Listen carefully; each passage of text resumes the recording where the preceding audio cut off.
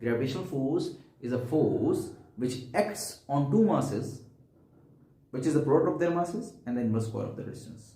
For example, let's say on the board, जानते हैं कि नील आर्मस्ट्रॉन्ग, जब sir Neil Armstrong and landed on the moon, he was feeling the weightlessness, or any astronaut who's away from the atmosphere of the earth, they will certainly feel weightlessness. And what is weightlessness? It decreases the decrease of acceleration due to gravity. Acceleration हो रहा है due to gravity. Okay चलिए, तो आज हमारा topic है the variation of acceleration due to the height. हम इसे डिराइव करेंगे. थोड़ा सा बेसिक जान लेते हैं जो आपको ऑलरेडी पता है, आप 9th में पढ़ चुके हैं. So students, it is like से यहाँ पे दो ऑब्जेक्ट्स हैं, दो मासेस m1 मास, यहाँ पे m1 है और यहाँ m2 है. ओके, इसके बीच में एक डिस्टेंस है r. इस पे एक फोर्स लग रहा है F1 और उस पे उतना ही फोर्स लग रहा है F1. ओके, दिख रहा है आपको बोर्ड पे? Yes, it is very much visible. So ये जो फोर्स होगा, ये फोर्स F1 जो होगा डायरेक्टली प्रोपोर्शनल होगा m1 m2 के, और ये फोर्स इनवर्सली प्रोपोर्शनल होगा इसके डिस्टेंस के बीच में, सेंटर ऑफ द मास, आई से here. Okay, so it is inverse square of the r square. अगर हम दोनों को इक्वेट कर लेते हैं, what you will get? F1 will become as m1 m2 upon r square. सो कोई भी आपका प्रोपोर्शनलिटी साइन हो तो प्रोपोर्शनलिटी साइन जब जब हटता है तो कांस्टेंट आता है. क्या आता है? कांस्टेंट आता है. प्रोपोर्शनलिटी साइन हटाते हैं तो यहाँ पे आता है आपका g m1 m2 upon r square. ठीक है, तो ये आपका ग्रेविटेशनल फोर्स है. ओके, अब हम पढ़ेंगे acceleration due to gravity. Acceleration due to gravity को प्रूव करेंगे, और एक्सेलरेशन ड्यू टू ग्रेविटी को हम जब हाइट पे ले जाएंगे, जब ऊपर ले जाएंगे, तब देखेंगे क्या होता है. ठीक है, चलिए. Variation due to acceleration due to gravity at some height h. Imagine कर लेते हैं यहाँ पे एक अर्थ है.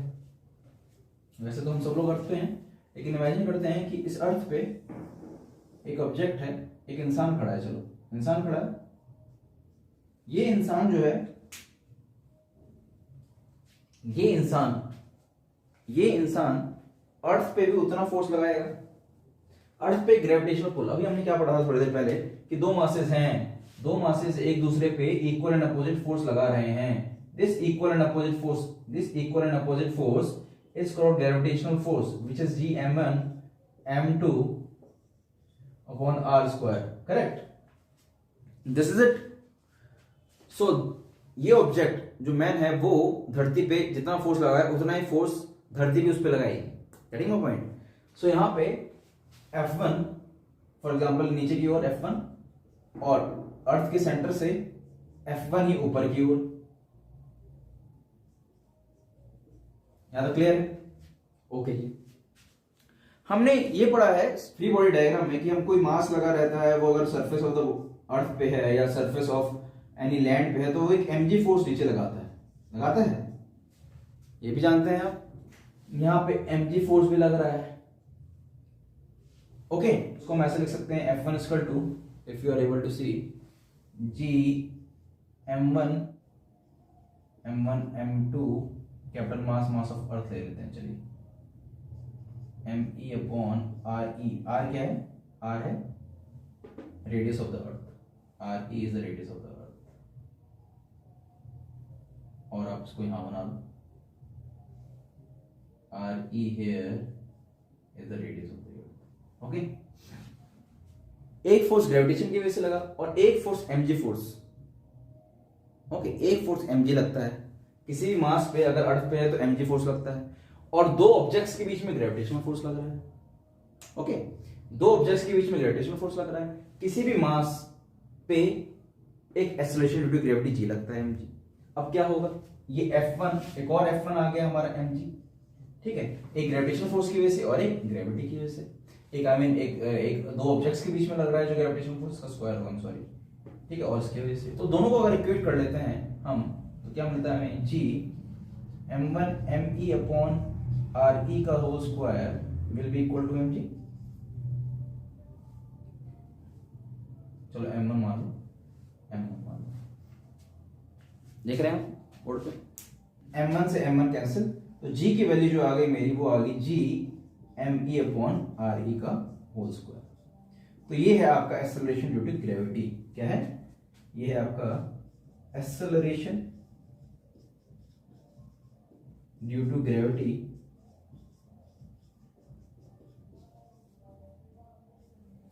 Acceleration due to gravity. Okay, समझने की बात है कि एक्सेलरेशन ड्यू टू ग्रेविटी में स्मॉल m नहीं आया। इसका मतलब क्या है? इसका मतलब ये है स्टूडेंट्स हियर कि ये एक्सेलरेशन ड्यू टू ग्रेविटी जो g है, it is independent of the mass of the object.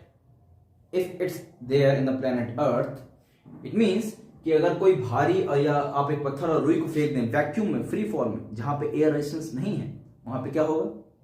वहां पे ये होगा कि दोनों ऑब्जेक्ट सेम रेट पे गिरे। ये तो कह रहा है formula, g says that g ma upon r square, it is not dependent on the mass of the object। मेरा मतलब ये है कि जब जब अगर हम यहाँ पे हवा में कोई भी भारी और एक फेदर को या एक रुई को भेजेंगे तो 100% स्टोन ही गिरेगा। लेकिन जब हम वैक्यूम में, जहां पे एयर रेजिस्टेंस नहीं है, जहां एयर ड्रैग नहीं है, वहां पे अगर दो ऑब्जेक्ट्स को गिराते हैं तो 100% दोनों चीज सेम पे गिरती है, क्योंकि ग्रेविटी को नहीं पता कि मास क्या है, क्योंकि डिपेंड ही नहीं कर रहा है। सो g is g ma upon r square। अब इस g की वैल्यू हम देखेंगे जब ये इंसान उड़ते हुए ऊपर चला जाए। ठीक है, जब इंसान उड़ते हुए ऊपर चला जाएगा तो क्या होगा? We have to see that. Let's wait and watch. It is here, first initially it was here and it is going above the sky, above the space, I'll say। So what will happen here?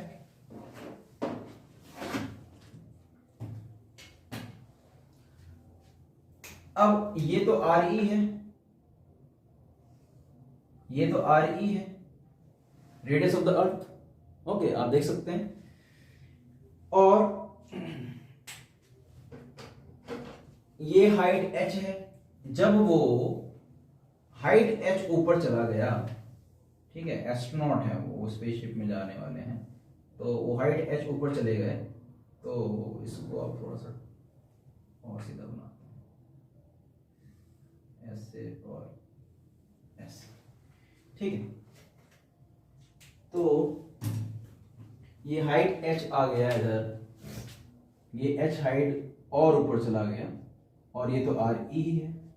Okay, अब दोनों cases को हम relate करेंगे। एक result हमारे पास ये मिल गया, g equal to G M E, इसको ऊपर लिख देते हैं। आपको दिख रहा है यहाँ पे? हाँ, दिख रहा है। तो g equal to G M E upon R E का होल स्क्वायर, इसको 1 ले लो। ठीक है, ठीक है जी, इसको 1 मान लो या a मान लो, इसको b मान लो, इस पॉइंट को। ओके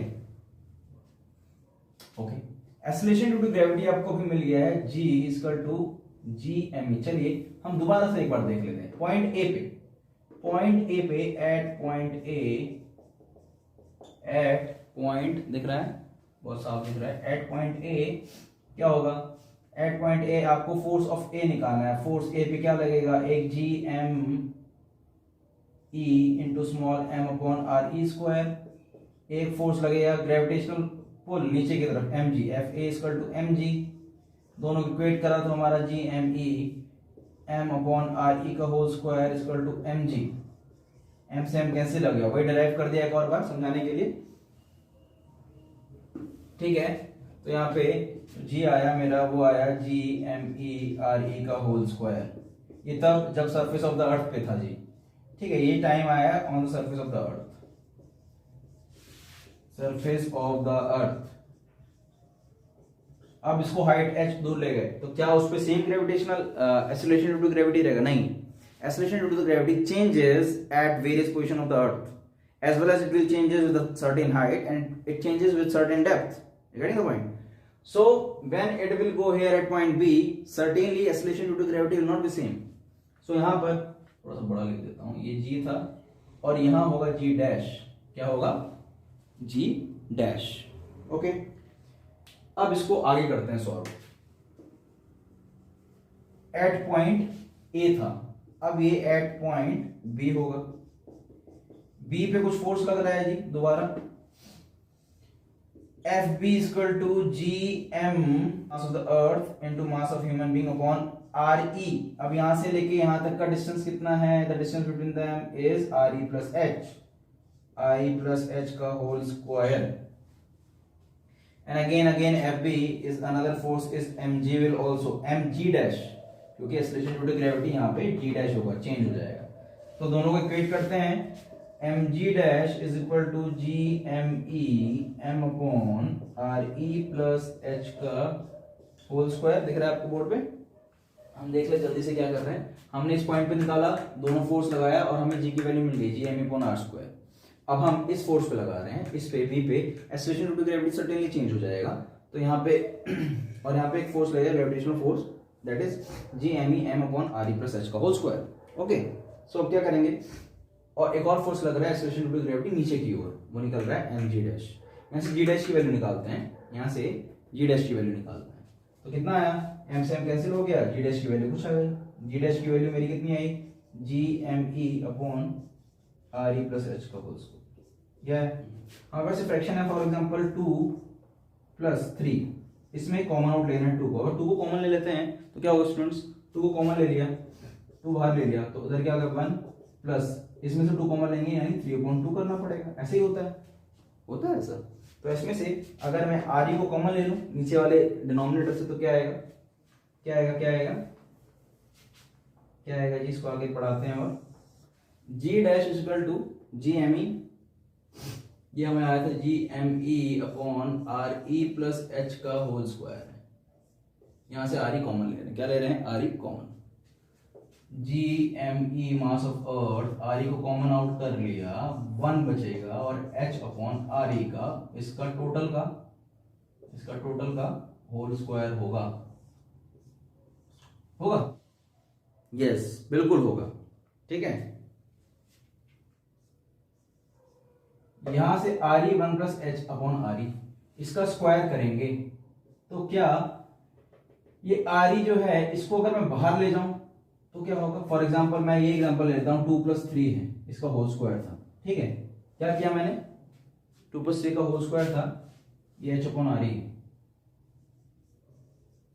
2 प्लस 3 का होल स्क्वायर था, 2 बाहर ले लिया, स्क्वायर के बाहर ले रहा हूं तो यहाँ 4 होगा ना, स्क्वायर से बाहर ले रहा हूं, 2 बाहर ले लिया, 1 प्लस 3/2 का होल स्क्वायर, और 2 का होल स्क्वायर करेंगे तो क्या आ जाएगा, 4 आ जाएगा, 4 1 प्लस 3/2 का होल स्क्वायर। वही करते हैं, क्या हो जाएगा, G M E upon R E का जो होल स्क्वायर हो जाएगा, देखो बच्चों ढंग से, आर ई का होल स्क्वायर हो गया, और बाकी 1 प्लस एच अपॉन आर ई ऐसे ही रहा, और इसका होल स्क्वायर अलग से लिख दिया।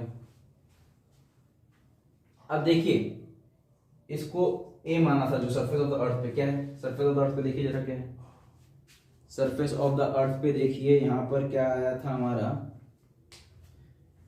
क्या इस रिजल्ट और इस रिजल्ट में कुछ अंतर है, G equal to G M E upon R E square. यहां पे देखिए, इसको देखिए, इसको क्या है, ये वही तो आया, वो आया G equal to G M E R square, और ये भी आया G M E upon R square, ये आया जी डैश। तो G M E upon R E square को क्या लिख दें, यही तो है वो स्मॉल जी, तो उसको वही लिख देते हैं, जी डैश इक्वल टू, ये हो गया G upon 1 plus H upon R E का होल स्क्वायर। ठीक है, ये 2 को ऊपर ले जाते हैं, आप जानते हैं 1/x स्क्वायर को कैसे लिखते हैं, x की पावर -2 लिख देते हैं। इसको ऊपर ले जाएंगे तो क्या लिखेंगे, G dash equal to G 1 plus H upon R E का -2 लिख देंगे। तो यहाँ पे ये है बायनॉमियल इक्वेशन। बायनॉमियल इक्वेशन क्या होता है उसको हम सॉल्व करें। यहाँ तक क्लियर है, हमने क्या किया है, पहले जी की वैल्यू निकाली जो इस पॉइंट पे था, तो जी की वैल्यू आ गई G M E upon R square.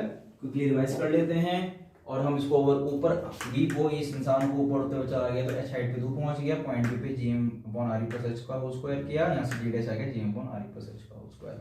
यहाँ से आर ई कॉमन आउट लिया तो G M E R square आ गया, जो कि जी जो है हमारा वो जी आ गया, तो वो जी था G M upon R square, G dash equal to G upon 1 plus H का होल स्क्वायर, इसको ऊपर ले गया -2 आ गया। अब बायनॉमियल एक्सपेंशन यूज होगा इसमें, देखिए क्या होगा। बायनॉमियल एक्सपेंशन कहता है हमारा एक्सपेंशन से प्लस एक्स की पावर अगर के हो जाए, नहीं चल रहा है, तो इसका फॉर्मूला कुछ इस तरीके से बनता है, आंसर होता है 1 प्लस के एक्स फिर k minus one into x square upon 1 into 2 plus k minus two x cube upon one into two into three, 1 into 2 into 3, और ये सीरीज चलती रहती है ऐसे। देख रहे हैं, एक बाइनोमियल एक्सपेंशन यूज किया गया है, ये आपकी बाइनोमियल इक्वेशन है। यहां से अब इस फॉर्मूले में क्या बना था, one plus H upon R E का माइनस 2। अब एक काम देखिए, एच अपॉन आर ई है, ये एच अपॉन आर ई जो है इसको देखिए, ये एच कितना दूर है, ये एच ज्यादा दूर नहीं है, ये डिपेंड करता है।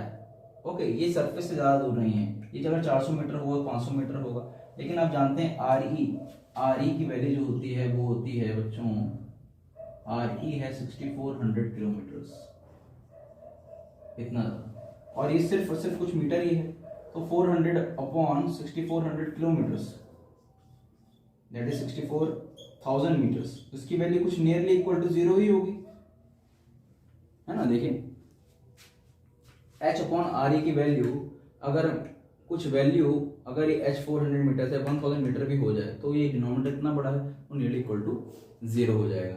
तो क्या होगा इस एक्सपेंशन में, ये x की वैल्यू स्क्वायर है, x क्या है हमारा, यहाँ पे देखिए x h अपॉन आर ई है, इस पॉइंट पे h अपॉन आर ई है x, और x का स्क्वायर हो रहा है, x का क्यूब हो रहा है, ये वैल्यू जो x है यहाँ पे, ये हमारा x ये है, x equal to h upon R E, इसका स्क्वायर और क्यूब हो रहा है। अब डिनोमिनेटर और स्क्वायर हो गया, 64,000 यूनिट्स, 100,000, 10,000, लाख, 64 लाख, तो होल स्क्वायर नीचे क्यूब, तो उसकी वैल्यू नियर इक्वल टू 0 होगी। तो यहाँ से हम कह सकते हैं कि जो स्क्वायर वाली टर्म्स है नियरली इक्वल टू 0, इसको 0 कर लो, ये जो क्यूब वाली टर्म है नियरली इक्वल टू 0, इसको 0 कर लो। अब ये पहली टर्म देख लेते हैं, और पहली टर्म को ले लेते हैं 1 प्लस के एक्स, के क्या है आपका एक्सपोनेंट, यहाँ पे क्या है -2, जी डैश इक्वल टू जी 1 -2 अंदर चला जाएगा, के -2 था, के क्या था एक्सप्रेशन में देख लो, यहाँ लिख देते हैं, चलो जी इक्वल टू जी डैश, दिख रहा है 1 प्लस एच ओवर आर ई -2, ठीक है, अंदर ले जाएं इसे, तो 1 minus 2h over R E, ठीक है, ये रिजल्ट भी आपका फाइनली आ सकता है, लिख सकते हैं आप। और इसमें थोड़ा सा हम इस मॉडिफिकेशन कर दें तो हमें डेल जी भी मिल जाएगा, तो जी डैश हमें मिल गया जी 1 माइनस 2h अपॉन आर ई। अब अगर जी को अंदर इंट्रोड्यूस करें, जी डैश इक्वल टू जी अंदर चला गया जी माइनस जी 2h ओवर आर ई, ओके। अब बड़ा क्या होगा, जी या जी डैश, देखिए जी ऊपर जा रहा है तो कम होता जा रहा है, जी बड़ा है, तो जी में से अगर जी डैश को माइनस कर देते हैं, जी माइनस जी डैश, जी को जी डैश में माइनस कर दिया जाए और ये इधर आ जाए तो ये पॉजिटिव हो जाएगा, positive G positive 2hg over R E, ठीक है। तो लास्ट में हम लिख सकते हैं जी माइनस जी डैश, यानी del G change in gravity है, इसके बराबर 2gh अपॉन आर ई। ये टर्म तो सरफेस ऑफ द अर्थ पे कांस्टेंट है, ठीक है। अब ये जो वेरी हो रहा है वो हो रहा है h की वजह से, h में जितना वेरिएशन होगा, जितना वेरिएशन h में होगा उतना ही डेल जी में चेंज होगा। तो लास्ट में मिलता है कि डेल जी जो वेरिएशन करता है वो h के रिस्पेक्ट में करता है, ठीक है। आपका फाइनल रिजल्ट ये हो सकता है G dash equal to G 1 minus 2h upon R E, यहाँ पे भी लिख सकते हैं G dash equal to G 1 plus h upon R E minus 2, यहाँ से बाइनोमियल एक्सपेंशन को यूज करने के बाद हुआ और ये अप्रोक्सीमेशन यूज करने के बाद हुआ, बिना अप्रोक्सीमेशन यूज करके आपका रिजल्ट ये आ रहा है कि अप्रोक्सीमेशन यूज करने पे हमने 0 क्यों कर दिया, क्योंकि अगर h हमारा छोटा है with respect to R E. जब लिया G surface of the earth था, हाइट पे ले गए तो कैसे कैसे वेरिएशन आई, हमें लास्ट में रिजल्ट मिल गया G dash equal to G 1 minus 2h upon R E. हम डेल जी को लिख सकते हैं लास्ट में कि ये डेल जी आपका h से भी वेरी करता है, ठीक है। जी डैश मिल गया और यहाँ से हमें लास्ट में ये अप्रोक्सीमेशन यूज करके है बाइनोमियल एक्सपेंशन में इन दोनों को 0 कर दिया, ठीक है दोस्तों। तो आई होप सेशन आपके बेनिफिशियल हो। Thank you and have a nice day.